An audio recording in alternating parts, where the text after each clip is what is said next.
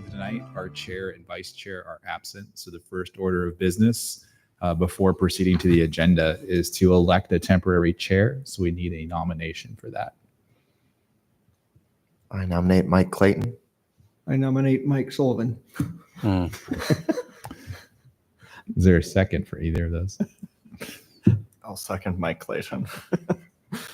All right. So we have a nomination and a second for Mike Clayton. Please vote. Go ahead. Aye. Aye. Aye. All right. It's unanimous. Mike, Okay. you are chair for tonight. So please work through the agenda. Starting with introduction of commission members. Thought we had to do that part first. Mhm. Don't you want me to read the stuff we usually read at the beginning? Yeah, that's fine. Okay. The Planning and Zoning Commission is an independent advisory body of the City of Ames City Council. The Planning and Zoning Commission members are volunteers of the community and not part of the city administration. The Planning and Zoning Commission is supported by staff from the city's planning division. The commission is responsible for recommendations on matters involving subdivisions, annexations, master plans, and major site development plans, amendments to the zoning ordinance, and comprehensive plan amendments. We make our recommendations based on city codes, the facts presented, and input from the public. As an advisory commission, we welcome all comments regarding the proposed item. Please direct your input to the commission. If the proceedings become lengthy, we may ask that comments be focused on new information not previously presented. You may speak only once on an agenda item. If you wish to speak, please fill out a speaker information card and present it to the recording secretary. We ask that you come to the microphone to speak so that all comments may be recorded. The order of the proceeding for each item on the agenda will be as follows.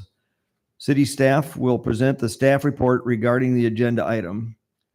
Second, the commission members will have an opportunity to ask questions of city staff. Third, the applicant will be invited to make a statement regarding the request. 4, commission members will have an opportunity to ask questions of the applicant. 5, members of the audience will be invited to come forward to offer comments and questions. 6, once public comment is closed, city staff and the applicant will have an opportunity for concluding remarks. The commission will discuss the application based on all presentations and any comments given and come to a recommendation for city council. The discussion may include further questions of city staff and the applicant for clarification. With that, we will move on to the first agenda item, which is the introduction of commission members. Julie Winter. Mike Clayton. Matthew Voss. Mike Sullivan. Okay, we need an approval of the agenda. So move. Second. All those in favor say aye. Aye. Aye. Opposed, say nay. Approval of the minutes of October 2nd, 2024. Move to approve the minutes. Second. All those in favor say aye. Aye. Aye. Those opposed say nay. Next item is public forum. The public forum is intended to list for the commission to listen to concerns of the community that are not on the agenda. Seeing none, I'll close the open forum. Item number 6 is the Ames Plan 2040 Comprehensive Plan Land Use Amendments for 3200 University Boulevard and 3300 University Boulevard. Good evening. The subject properties are here. You can see on the map on University Boulevard, just south of Workiva. Tedesco Environmental Learning Corridor, to give it its full name, is there to the east. This is at the intersection of Cottonwood Road. There's a traffic circle there. The earlier this year, council, at the request of the applicant, initiated the applicant's request to consider an amendment to the land use designation. The research park, and including these parcels, is currently designated as employment, in line with the zoning and with the uses in the entirety of the research park. Council did direct staff to and the applicant to have a public meeting regarding these proposed changes. And so in June of this year, we reached out to a number of property owners in the research park and on the west side of the road there. There are a number of houses going south from Cottonwood Road. We met with property owners. That we also put signs up in the park as well, alerting anyone who used the park that there would be a public meeting. We did have a meeting with the property owners at the end of June, and where the proposed plans for 3300 specifically were presented. 3200 is, and we're going to get to the specific site plan for the properties with the next item on the agenda with the rezoning. But a proposed site plan for 3300 was presented at that meeting we did hold. We also sent out notices for this meeting this evening, but I did not receive any input or comments back. The comprehensive plan, which was just adopted a few years ago, did identify this area as employment. The plan also does call for and allow for changes over time in consideration and of an application. The properties that are here, the south property 3300 is about 2 acres. The north one is roughly 6 acres. After discussion with the research park and with Hunziker, the current owner now of those properties, it was determined that these 2 parcels are not ideal for commercial development in line with the rest of the research park. The 2-acre lot is the smallest lot in the research park, and the flag lot there, the pole part of the flag lot is approximately 600 feet, putting the flag part of the flag lot at some distance from the street, which decreases visibility. The applicant is requesting a land use designation change for these properties to accommodate a requested zoning change, which we'll come to next on the agenda. The applicant is proposing residential units, 24 units on the south property, 26 units on the south property, and 74 units on the north property. The proposed land use designation then would look something like this. There are other, the proposed designation, which is RN3 expansion, matches what you can see there, the yellow across the road into the southwest. The RN3 expansion is a designation that's given to newer residential developments on the edge of town. Nearby examples would include the Ansley development as well. The land use designation and the zoning do require, the requested base zoning is residential medium density, and both the land use and the zoning require minimum density. The proposed development does meet that minimum density. In addition to the zoning allowing for, the comprehensive plan allowing for changes in the plan, we did evaluate the request with or against some of the goals of the comprehensive plan, including infill development and compatibility with surroundings. In the next item, we'll get to some of the individual elements of the site that we believe make it compatible with the surrounding development. And just kind of quickly, this is an image of what the proposed development is going to be. It's a mix of apartments and townhomes on the south lot, and then just a schematic of the overall development for the 2 properties. And again, we can get into some of the details in the next item. Staff is recommending alternative 1, which is approval of the change, and I can take any questions. Was there any interest, presumably by Workiva, for that 3200 university lot? Do they have plans on expanding their parking or building that direction? They have land to the east of their office Okay. building where you can see a parking lot up there. if they had expansion needs, which I don't believe they do, they have land for that. Okay. I'm curious a little bit about the history here, which you may or may not know. I had kind of assumed that that space was part of Tedesco, and apparently it's not. When- A reasonable assumption. 3,300 in particular very much looks like it. yeah. It was never a part of the park, though. Okay. When the park was created, was there any consideration for including those, or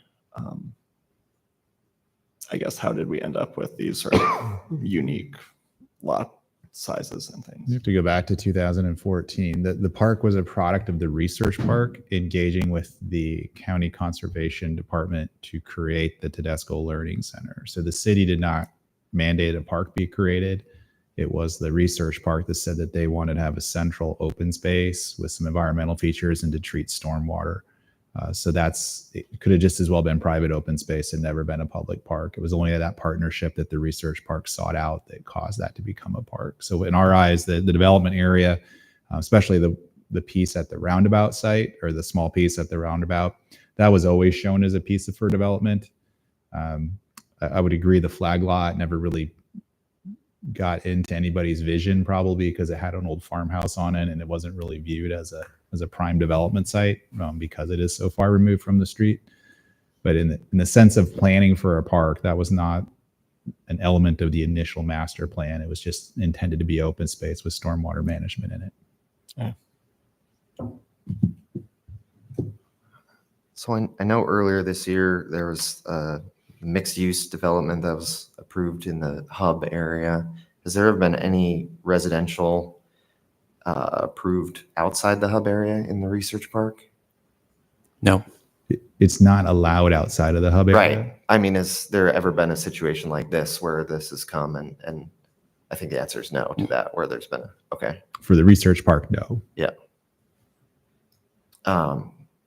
Can you walk me through, I guess, and this is my ignorance, I guess, a little bit, but the process that's involved for if a new industry wants to come into a lot in the research park and the requirements in the zoning ordinance for that, how that would be deemed an appropriate use, I guess, depending on what they do?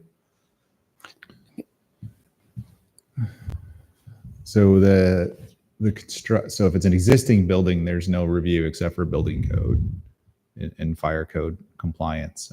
So if it was a new construction project, then we have what's called the site plan review process, and we would look at not just the site plan features, but you do have to submit a report about your use so that we can measure if there's potential for use of hazardous materials, chemicals, other things that would be of interest to us from a safety management perspective. And we would look at that then through the eyes of the fire code and the building code and say, are there other things that need to be done here because of what you have as materials or how your operations work for the use? And that's what we would do through the administrative review process. It would not lead to a use not being allowed to be constructed. They would have to manage their operations in a way that allows for it to safely be operated adjacent to any sensitive receptor, which in this case, we're talking about residential. Okay. So I mean, I know about 10 years ago, maybe a little more than 10 years ago, there was an industrial accident at one of the research park buildings. Did that company follow the process that was required? I don't want to get into specific, I guess. Yeah, so that building was existing. They made some minor modifications to occupy it as is, but our hazmat team would have been responsible for responding to that, and they would have had to keep records with the fire department about what they have on site and what they do. So that would just be an ongoing fire code compliance, essentially, for those types of management issues. Yeah, I guess my concern, I know I was hesitant. I wasn't at the meeting with the mixed use where that happened, but this is outside the hub entirely, and just not even mixed use, just a straight up residential development next to parcels that could be industrial manufacturing, chemical, any number of things that may be incompatible with that proximity to those houses. And I see it both ways. I guess I see kind of a risk to a business might go in and not follow the process, or maybe they follow the process, site development plan process, and there's something that happens that wasn't anticipated, and it's right next to a housing development.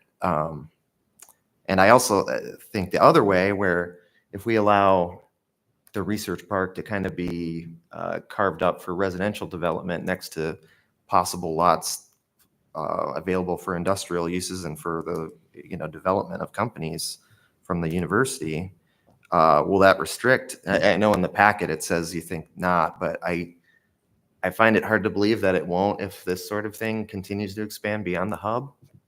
So I guess my concerns are that this is just not a wise decision for a number of reasons. And I guess, is the research park here tonight? They're not the owners of the property any longer. The Okay. Hunziker companies have purchased the property Okay. from the research park, initiated the request, and during the last year, the Hunziker companies have purchased the property Sure. and continued forward with the request. So Okay. they are not here. And to your question about the hub, 3300 actually is a part of the hub as designated on the Research Park Master Plan currently. Is it really? The small parcel is, yeah. Mhm. It was originally thought that there might be a hotel or a small commercial use that could go on that parcel. That never materialized. Okay. Yeah, I just really have concerns about this. I know that situation in the existing building about 10 years ago happened. I could totally see that happening again with someone that would come into an adjacent parcel or an existing building.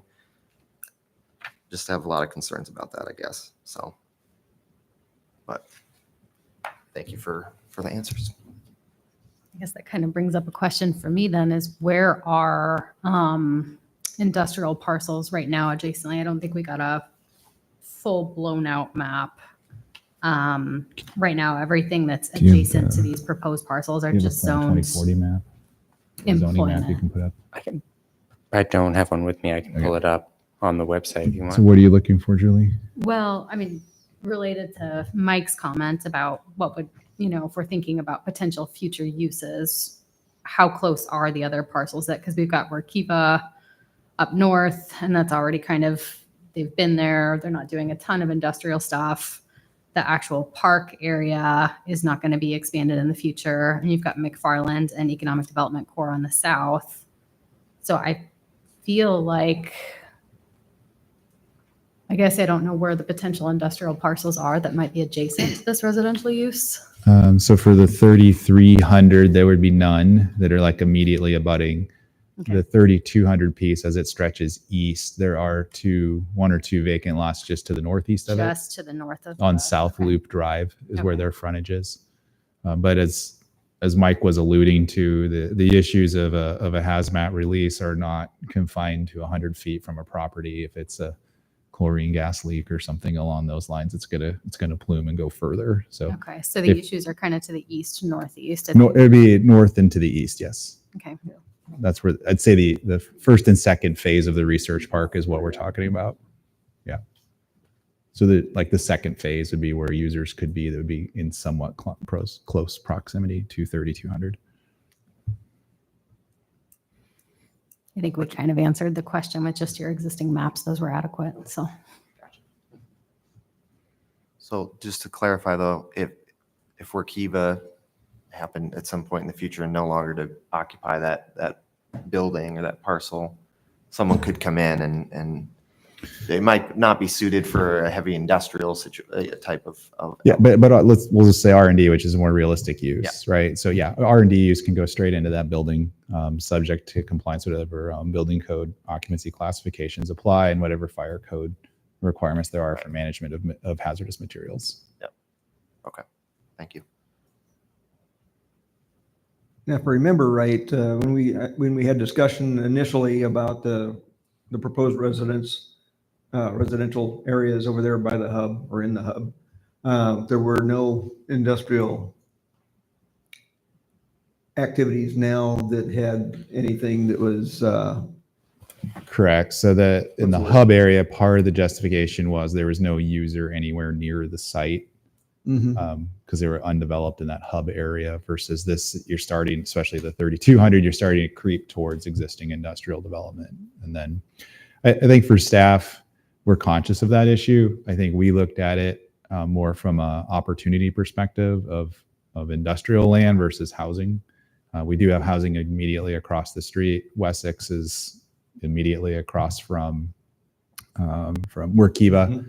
So we, based on the kind of conversations that had occurred with the mixed use discussion, we didn't focus on the compatibility issue. We thought about compatibility with the park. We didn't think about it as seriously as we had originally with the conversations in the mixed use conversation. So they still apply, even though we didn't emphasize that. And again, you can think of these, they are two different properties. It's two different applications. There's an A and a B to each alternative because there are different sites. They act independently, but we decided as the city, we wanted to review them together. So it wasn't a piecemeal approach, but they are independent properties for your review. So that's kind of how we looked at it. And even though, yes, absolutely, there is potential for compatibility issues, that wasn't our number one factor in our evaluation.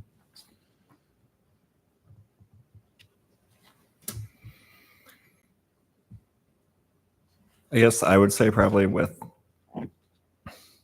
the proximity to Wessex and I mean everything to the west of University, and this was my similar view for the hub mixed use residential.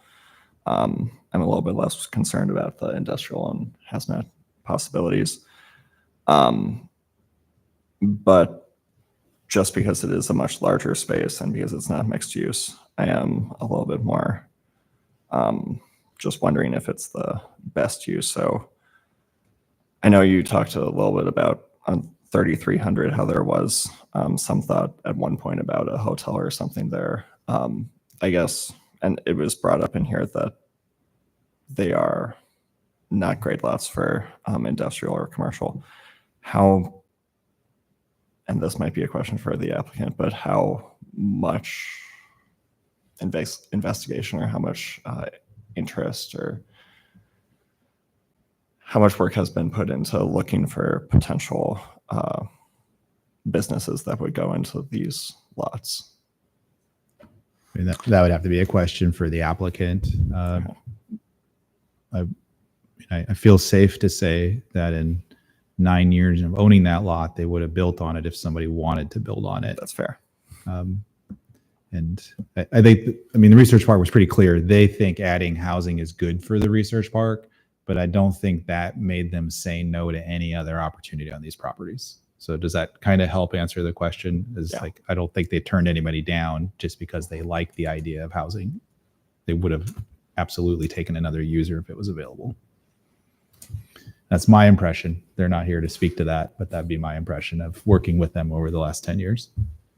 They're shifting to try to develop because it's been sitting. No. I think that's a fair conclusion.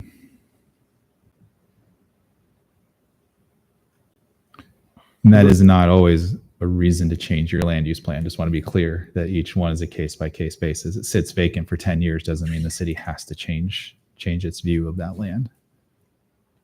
I think it being being on the edge like that too, and in proximity to other residential is reasonable. You can see there in the upper right corner are lots that have been part of the research park for decades, and some of those are just now being developed. So it is true that land does sit for some time, but these are situated differently than something that's, say, in the middle of the development. I think I asked this when we considered the last residential action for Research Park, but so this action would take potential land use away from a commercial or industrial use and put it towards residential. If that's the case and we make that shift, where else in the city do we have industrial lots open and available or planned for the future? Do we have enough land is my staff question, basically. Are we cutting ourselves short with? I think for the research park we do in the near term, there's a couple of lots on South Loop, but then what the research park really has is additional vacant land down by Collaboration Place. So where John Deere is at the corner of Riverside and Collaboration, they have another 6 to 10 acres available in that area.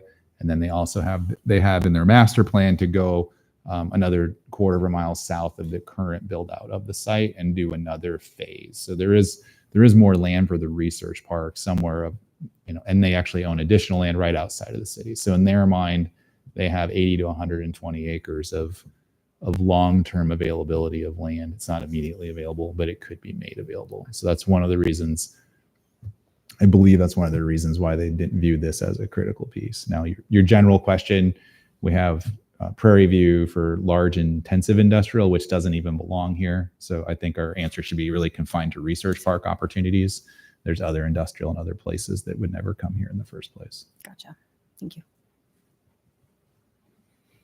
Yeah. So with what Benjamin just pulled up, you can see in Plan 2040, that's that last large purple square.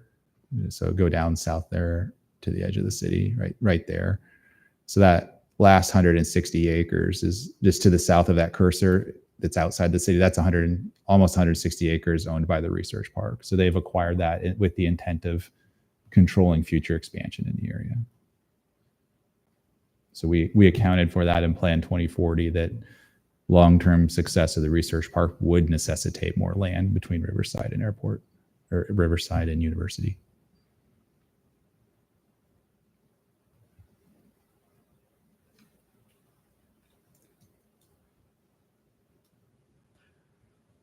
Are there any other questions for the city staff? If not, we'd invite the applicant to come up and speak if he wants to. Yes. Don't worry, I'm here all night. Justin Dodge, Hunziker Companies, 105 South 16th Street. So I believe the question at hand is residential appropriate? And after listening to staff speak about the research park's future expansion and other opportunities, believe that there are other opportunities for the employment sector.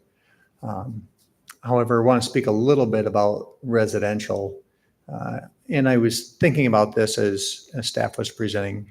The last time they talked about our vacancy rates was as the university was really expanding. So that would have been about 6 years ago in 2018. And I recall at that point in time, city staff had reported that our vacancy rate was 0.5%. And so we've kept up with surveying just so we understand where the market is. And we believe that our vacancy rate is below what it was 6 years ago. So our area needs more residential components. The research park in South Ames has been very strong for rentals with Wessex, with Village Park over on Cottonwood. And we believe that this is needed in the community. So certainly appreciate and encourage the support in changing that designation. Are there any questions anyone has pertaining to this item on the agenda?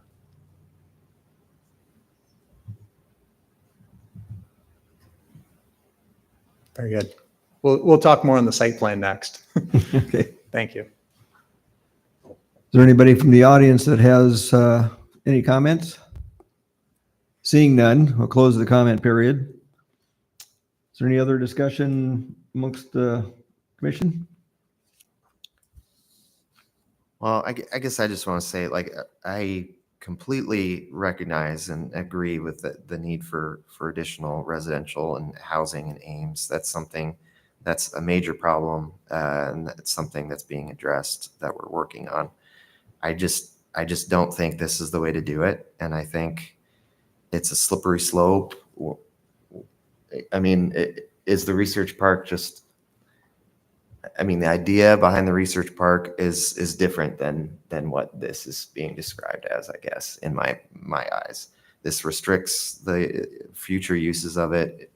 I don't think it's an appropriate and compatible use.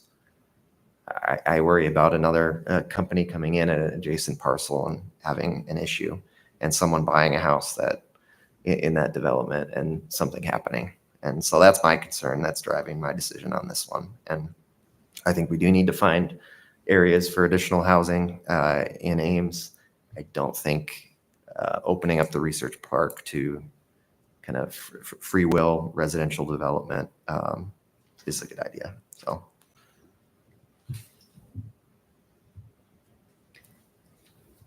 I guess if I could ask you, Mike, where was that issue that you're talking about? Was it east of where we're looking? Where was at? what? Where was that issue that you're talking about? It was at Highway 30 and University, just north of the filling station. Okay. Okay.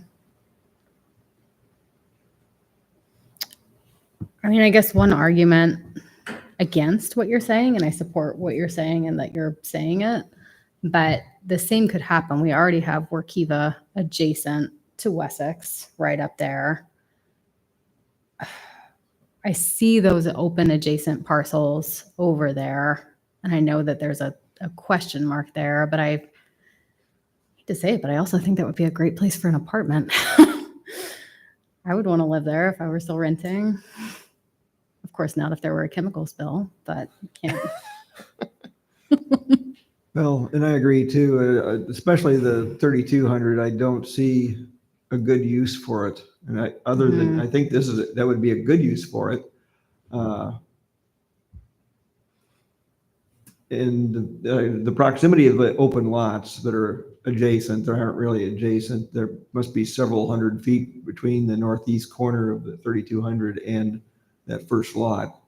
Yeah, maybe 400 based on the. Yeah, based on the Yeah. on the scale down at the bottom. Yeah, it's about 400 feet to the edge of it. I guess I really don't have a problem with what's being proposed.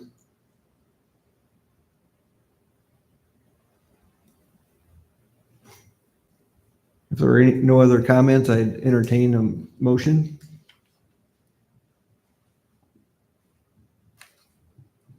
So just so y'all understand, before we vote, uniquely for comp plan amendments, again, as a actual recommendation of the commission, it does take 4 votes for that to be a recommendation, whether it's to support or to deny. So anything short of that motion is not an official recommendation of the commission. So we're all or nothing today. Yep. Is that still the case with? I know we changed it, so it's at one point there was something that was a majority of the members present. That doesn't apply to this though. That does not apply to this. This is in the municipal code. It says a recommendation on amendment to the comp plan. It requires 4 votes. Okay.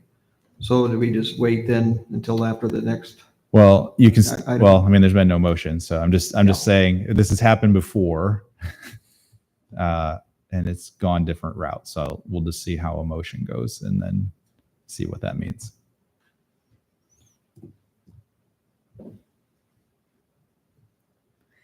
I'm going to make the motion just to see what happens here. Okay. I will make the motion that we go for alternative 1, recommend that the city council approve an amendment to the Ames Plan 2040 future land use map, changing the future land use of approximately 8.06 acres located on 2 lots at 3,200 and 3,300 University Boulevard from employment to residential neighborhood 3 expansion RN3 as illustrated on attachment 3. Second. We have a motion and a second. Any further discussion? If not, all those in favor say aye. Aye. Those opposed say nay. Nay. Motion is approved. So yeah, so the motion is approved, but it would not be forwarded as an actual recommendation Right. of the commission. So Mike, you are right. We did amend the bylaws to say to be a typical majority of the quorum. But in the municipal code, it does say uniquely for this, it does require a vote of not less than 4 members of the commission. So it is what it is in terms of how that's worded. So, yeah. So I without there being like a 2-2 vote or something else that might necessitate, and no one made a motion to table it. So at this point, I would say that the commission has concluded it as an action tonight, and we would report to the council that this is the action that you took, but it isn't an official recommendation. So, Okay. The next item is rezoning for the same parcels. City staff want to go ahead and start talking about that? Yes. So same property. You're already familiar with it. This is the request for the rezoning of that property. And as I mentioned earlier, the change in land use designation is needed in order for the rezoning because the research park zoning district does not allow the kind of resident, well, as you just discussed, there were changes to the hub and 3300 is in the hub, but it doesn't allow residential by itself. And this is just purely residential on both of these lots, which is what is being requested. So the request is to have a base zoning of floating suburban residential medium density with a planned unit development overlay on the properties. And what the PUD allows us to do is to have some flexibility in design, and it's intended for properties that are unique. And in evaluating these, staff felt that these met the criteria for a planned unit development, and with the specific designs that are proposed, we're getting a better quality product, which merits the application of the PUD overlay. This is the existing zoning for the research park with the proposed zoning and the overlay. This is the site plan. You can see here there are north is to your left. University is at the bottom there. There are 2 apartment buildings proposed on the west side of the property. Each building has 8 units. There's parking in between, and then in between the parking there is a garage with bays on each side facing the apartment buildings. To the east of that, across the drive aisle, there are 3 groups of each having 3 townhomes. And those all have attached garages within a short driveway leading to each. The architectural style is in keeping with the other contemporary architectural styles of the research park. So staff did work with the applicant to refine the look and feel of the proposed development so that it would fit in with the rest of the research park. This is the apartment building. These are the townhomes. And this is the garage building that will be in between the apartment buildings. I'll go back to the site plan. You can see here, actually, this is the landscaping plan. You can see here the driveway coming off of University Boulevard. We did work extensively with our Public Works Department, Transportation Division, and with the applicant to refine the design of that driveway so that it would work with the traffic circle and it would serve both developments. You can see there that it is crossing onto the Tedesco Park site. The applicant did work extensively with the Story County Conservation Board to find a design that would work for the development and for the park. So the access point to the park there, you can see, has been realigned, and we worked to finesse that design with the applicant to make that crossing there as comfortable as possible for pedestrians and bicyclists. You can see here, and this design will be refined further. So don't, in particular on the north side, this shouldn't be taken as gospel. But the site the driveway as it curves to the north there will then lead back to housing development, further rental units. You can see there also that there is a small parking lot in the park that was drawn at the request of the Story County Conservation Board. Again, that design is not set in stone. That is not something that is being, considered for approval tonight. It's there for illustrative purposes because the county did request that. As I mentioned earlier, there is a minimum density with the zoning, and this site does meet that. There is extensive landscaping that you can see as well that has been required, that does meet the requirements in the landscaping code for street trees, for screening, We worked with the applicant to find good placement for trees so that they would give shade to the parking as well as providing, a good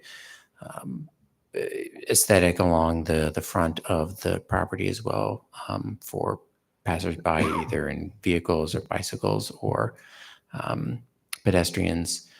You can see there the sidewalk along University Boulevard. The sidewalk actually ends right there at the circle. And so as part of this development, this will be connecting down to the sidewalk in front of McFarland. There's going to be drainage along the south of the property there, on-site drainage. And the developer has worked with Story County and coordinating drainage with this development and with the park as well. Staff does recommend approval, alternative 1 in your packet, and I can take any questions you have. So is this agenda item dependent on the one we did before it? So the comp plan needs to be amended before this could happen? Correct. Okay. So when this goes to council, they'll be on the same night. The comp plan will be first, and if that was to be approved, then there would be consideration of this item, the same order that you guys are looking at it.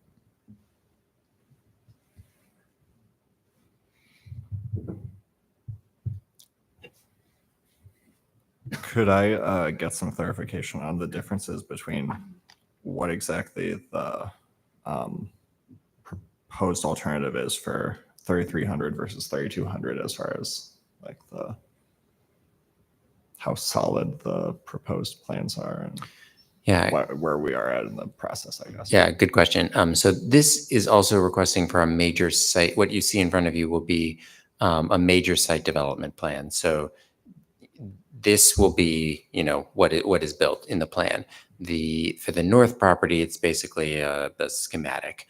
So at some point in the future, when plans are being prepared and development is coming, this body will see that site come back again with a major site development plan. So it's the, I didn't linger too much on the north site. It should be taken as kind of gestural, the number of units, the kind of rough layout.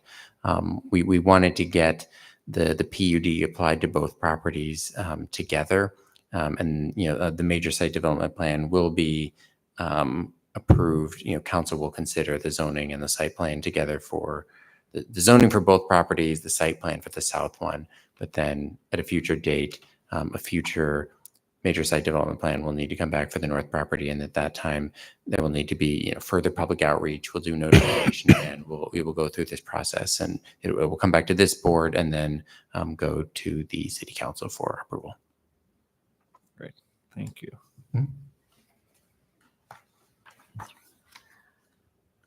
Are there any other questions for staff? Did I see in the packet that there was a waiver on setbacks just because we're dealing with a small site? Was it 10 foot? Yeah, the PUD does allow for deviation in setbacks from the base zoning, which is the FSRM, and the FSRM in fact has different setbacks from the existing RI zoning as well. And staff did consider those as well. And with the way the site is laid out, with just the kind of dimensions of the lot and the need to have parking on there and so forth, staff was comfortable allowing for a change in setback along University Boulevard, which is reduced down to 10. The normal setback in the base zoning is 20 feet. 10 feet is requested. The site is set back quite a bit from University Boulevard. There's quite a bit of right of way in between there, and with on the east side along the park, we and the applicant and the Story County Conservation Board did work to refine that interface as well back there. You can see there are small patios behind each development, and it's a little bit hard to tell on these. There is proposed to be a rustic fence that was requested at by the Conservation Board that will be in keeping with other fences in other county parks. And then there is a small retaining wall as well, because we did have a concern that the residential uses would spill over into the park, and we did want to prevent that. So both the retaining wall and the fence will work to keep the park and the residential uses separated.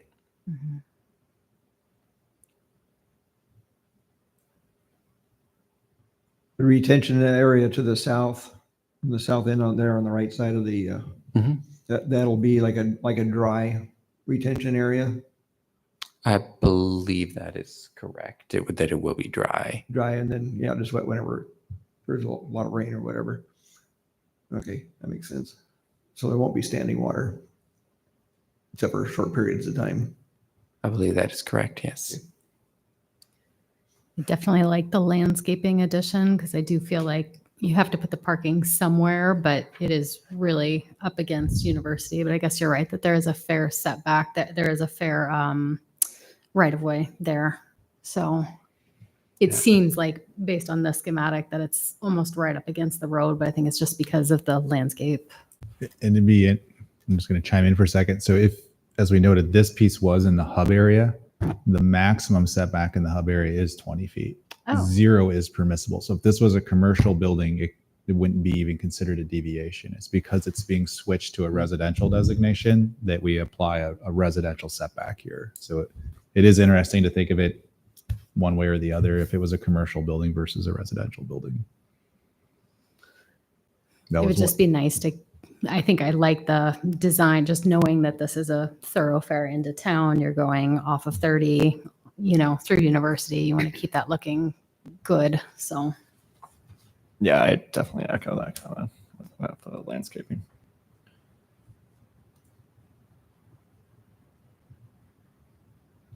Any other questions? If not, the applicant, would you like to speak? Hello again. Yeah, I think Benjamin teed it up really well in explaining, the process in between this lot and then also 3200. We did reach out as soon as we knew these items were going to be on the agenda tonight, reached out to everyone that was at the outreach meeting. So that'd be the adjacent property owners and Story County Conservation and interested parties. We did receive one basically comment back, and that was from the neighbor across the road.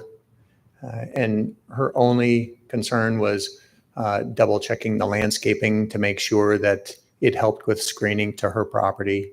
And so we got that to her last night and didn't hear anything back other than thank you. So I think no news is good news when you're providing additional information.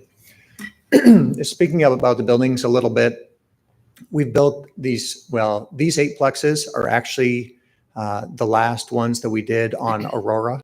So just across University and Village Park, 2 bedrooms and 1 bedroom units have been very, very popular. We replicated the exact same buildings up in Gilbert, and now we're replicating the exact same buildings over in Boone. Have been very, very popular. We worked extensively with staff to dress up all the different facades. So that way, even though on the university side, it might not be the front entrance of the building, but it certainly is very attractive. So that way it doesn't look like just the backside of a building. We did not want that. And same with the townhomes that are abutting the park. We actually flipped around even our internal layouts to make it work better with having windows. So that way it was a much more attractive appearance from the front and the park side. So anyway, a really cool project. We're really happy with how it's worked out, and really thankful for Tedesco Learning Center and Story County for working with us as much as they have on access off of the roundabout, and even through stormwater and allowing us an easement across their property to outlet into the creek. That really helped out. So with that, happy to answer any questions anybody might have on building, site, or any of the above. Very good. Thank you. Thank you. Is there anybody from the audience that would like to speak? Seeing none, we'll close the comment section. Is there any further discussion? Well, I was just gonna say, so if the motion on the last one passed, but we're not recommending to council, I guess, I would be in favor of waiting on this one if we table it, I guess, until we get direction from council on the amendment to the Ames Plan 2040, I guess. Because if they're gonna decide not to move forward with that, I wouldn't want to recommend that we move forward with this rezoning, I guess. So, and that's kind of how I'm leaning, but Well, what we're doing is a recommendation. So if they turn down the first part of it, then the second part would be moved anyway.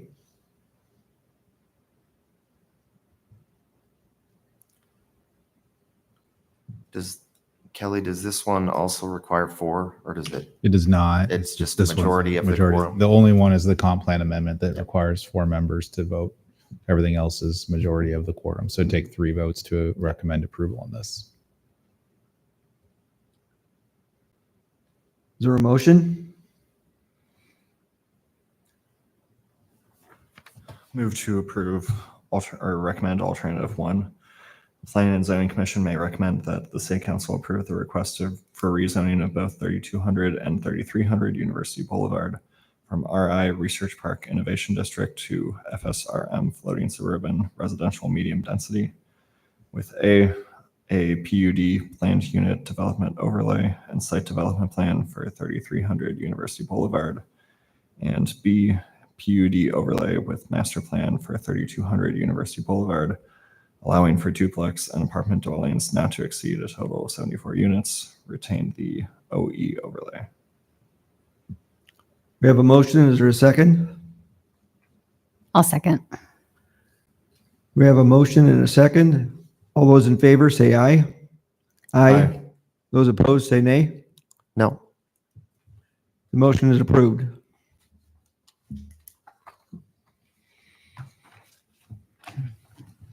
I'm presenting the next item, but I need to go down there. Okay. The next item is the preliminary plat for East Meadows subdivision at 525 East 16th Street.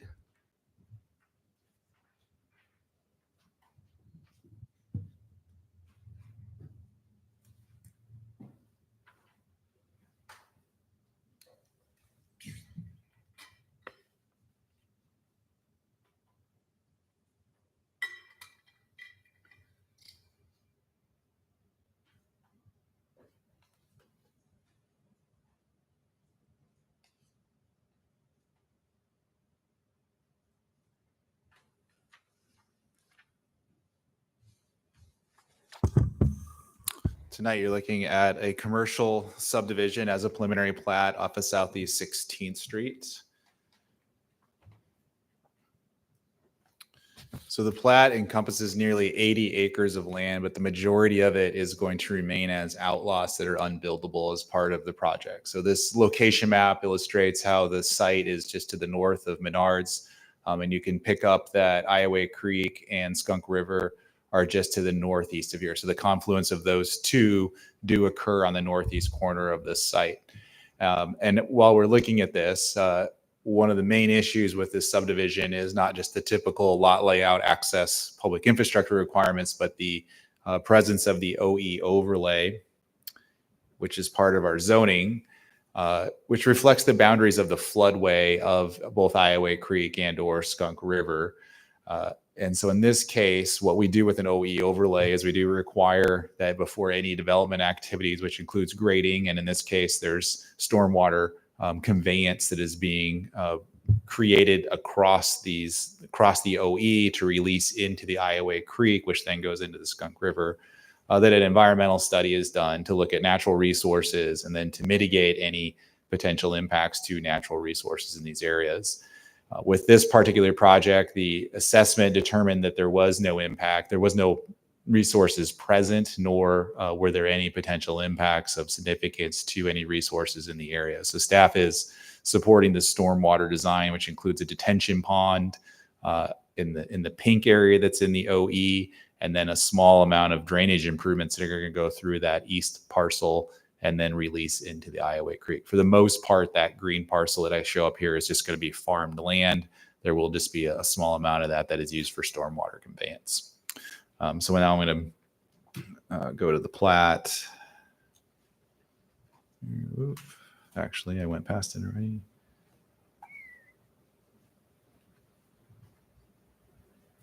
I think in the staff report that was online, it showed Isaac. No, it does. Wheelock Corner instead of East Meadows. You are correct. That is not the right plat. I thought it was weird. Uh, I wondered why it went over that far. okay, that's interesting. I'll just hold on a second. Yeah, can I take a 1 minute recess to? Yeah. There's So you have it in your There's an packet. app on the back page that I think this is what you're looking for, maybe. Yeah. Yeah. Okay.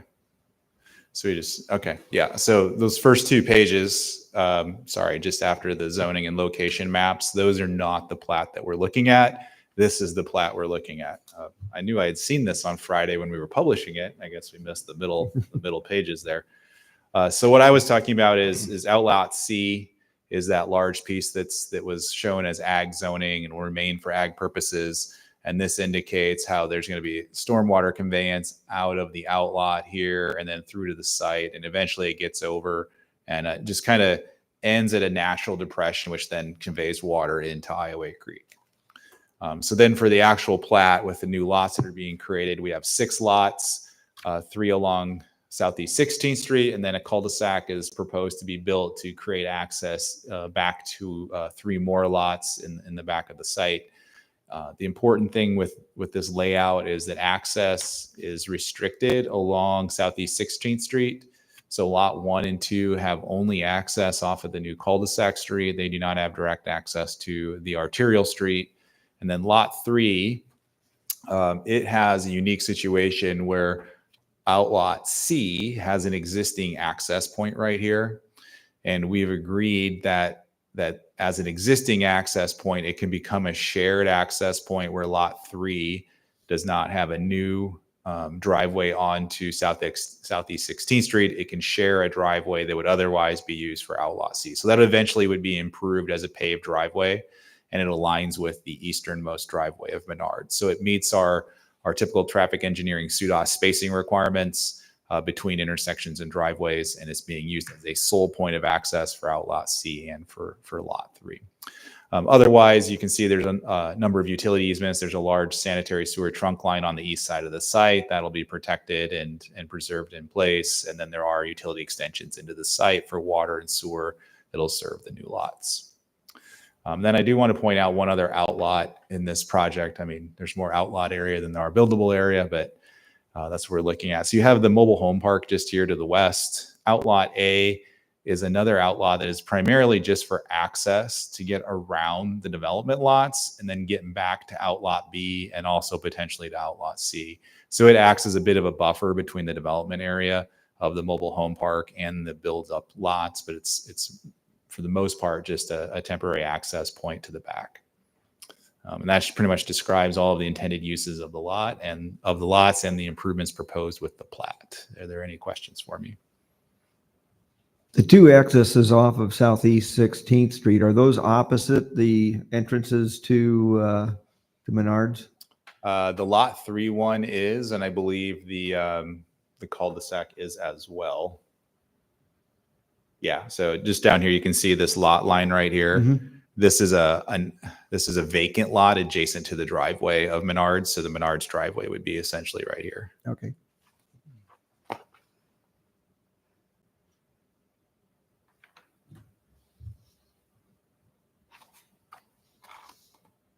And this drawing shows that more clearly. Oh, yeah, sure. So Kelly, the of the two parcels that we're considering here, the east parcel is floodway, but the west parcel, is that still floodplain, correct? All of it's floodplain, correct? So essentially where you see the end of the lots right here, that is the floodway boundary. Wow. And then you're in the 100-year floodplain to the west of that. And that's where we have fill requirements to be 3 feet above base flood elevation. And you've seen fill be placed there already in preparation of getting to a future development site. I guess my second question is that this is currently zoned, at least the western parcel with the site plan in question is zoned highway oriented commercial, Yes. which I understand you wouldn't be proposing something that wasn't allowed in that zone, but does the comp plan, are we looking for a more commercial use here, especially since this is right off of Southeast 16th? Is this a smart use? Yeah. I mean, we have it, the designation of the comp plan is the same as the zoning here. Okay. It was maintained during that process as showing as a portion of it, at least, as available for commercial development. So highway oriented commercial can be retail, could be office, it could be wholesale trade. And that's kind of the extent, well, restaurants as retail as well. So those are the types of uses, much like everything else you see on Southeast 16th Street is what would be permitted there. Okay. But this is going to be a residential development smack dab within that. No, there's no residential allowed. Okay. Oh, It's these are o- commercial lots. Only commercial. Mm. Yep. Only commercial, no residential. And we do not allow mixed use in HOC. So there's no housing that would be permitted on this site. Was this underwater when we flooded in 2009? Probably. I would assume so, but I'm not. It was, but 100% sure. now there's fill where that Right. was. Yeah. Yeah. It seems like the trailer facility to the west did get wet. if I Yeah. Remember right? Mhm. Yeah.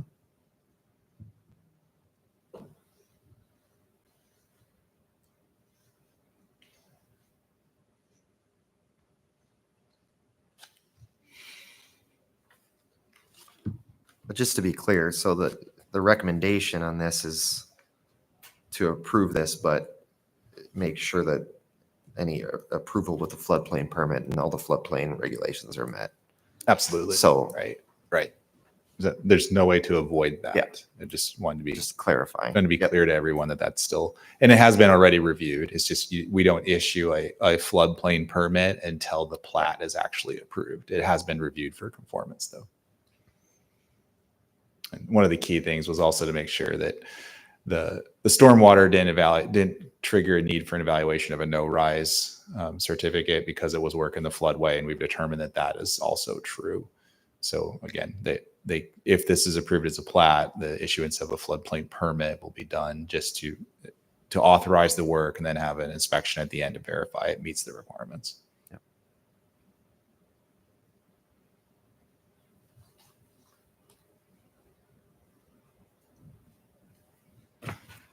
Any other questions? I assume we don't have the applicant here. Oh, it's you. Mis- You again, No okay. wonder Mr. you Dodge. knew. No I wonder kept you proxy knew. for Maps that L. as well. Garber on the back. So okay. technically, yeah, the property owner has hired Hunziker companies, and Justin is representing them tonight.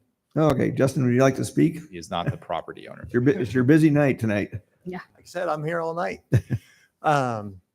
So you're absolutely right. There was flooding back in 2009 when we had, actually, I think it was 2010. Yeah, 20. Yeah, It was 2010, 2010. yeah. Yep. As part of that, and the city had a project on Ioway Creek, I think it was 2 or 3 years ago, where they actually removed over 100,000 cubic yards of dirt out of the Ioway Creek. And the majority of it went on this site. So I think there's some of it that's built up over 8 feet above what it used to be. And so that's what's going to help us maintain a lot of our base flood elevation plus 3 feet, as Kelly was talking about. Are there any other questions that were hanging out there that weren't covered, or any other questions that Kelly didn't cover in the staff report that I might be able to help with. Very good. Thank you. Okay, is there anybody from the audience that would like to speak? Seeing none, the comment section is closed. With that, is there any other discussion? And if not, I would entertain a motion.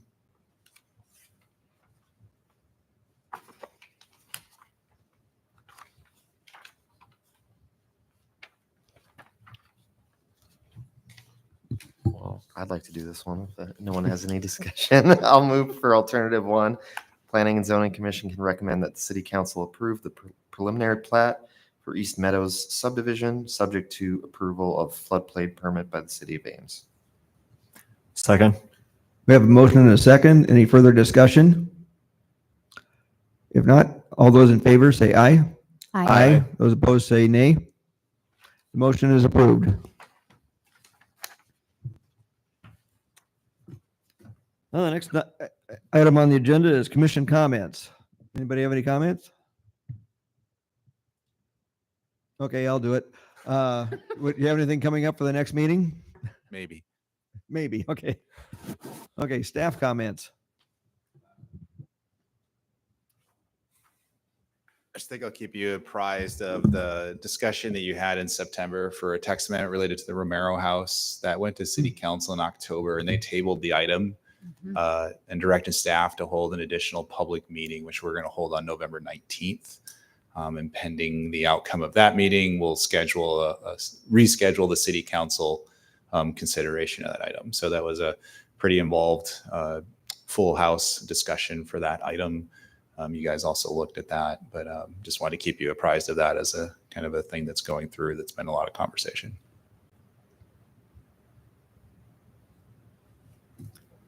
Okay, if there's no other business, I would entertain a motion to adjourn. I'll make that motion. We are adjourned.